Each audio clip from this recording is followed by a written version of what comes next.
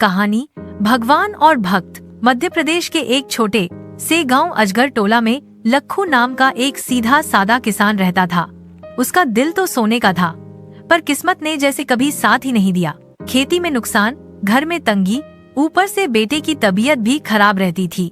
लेकिन लखू की एक खास बात थी, वो चाहे कितना भी परेशान हो, सुबह शाम नदी किनारे बैठकर भगवान से बात जरूर करता था। गांव वाले कहते, अरे लखू, भगवान से बात करने से क्या होगा?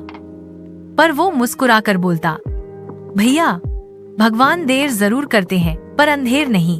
एक रात का चमत्कार। एक दिन बहुत तेज आंधी तूफान चला, फसल बर्बाद हो गई, घर में खाने को भी कुछ नहीं बचा। लखू मन ही मन रोते हुए नदी किनारे गया और बोला, हे भगवान, अगर सच में हो ना तो आज मेरी सुन लो, मैं टूट गया हूँ। इतना कहकर वो चुप बैठा था कि अचानक उसे लगा कोई उसके पास खड़ा है।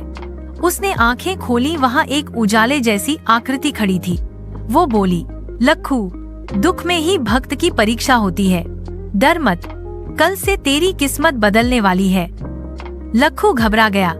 आप भगवान?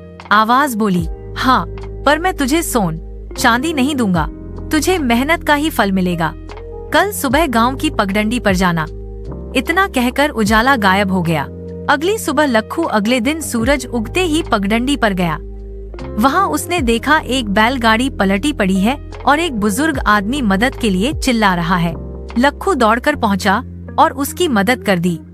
बुजुर्ग बोला, बेटा, मैं मालगुजार साहब हूँ, तुमने मेरी जान बचा ली, जो चाहो मांग लो।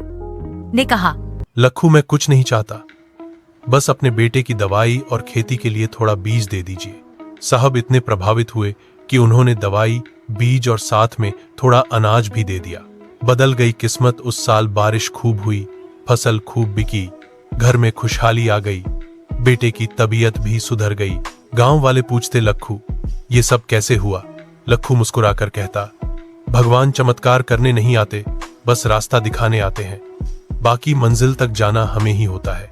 और तब से गांव अजगर टोला वाले लखू को भगवान वाला किसान कहने लगे। इसी तरह की मजेदार वीडियो देखने के लिए हमारे YouTube चैनल को सब्सक्राइब करें। धन्यवाद।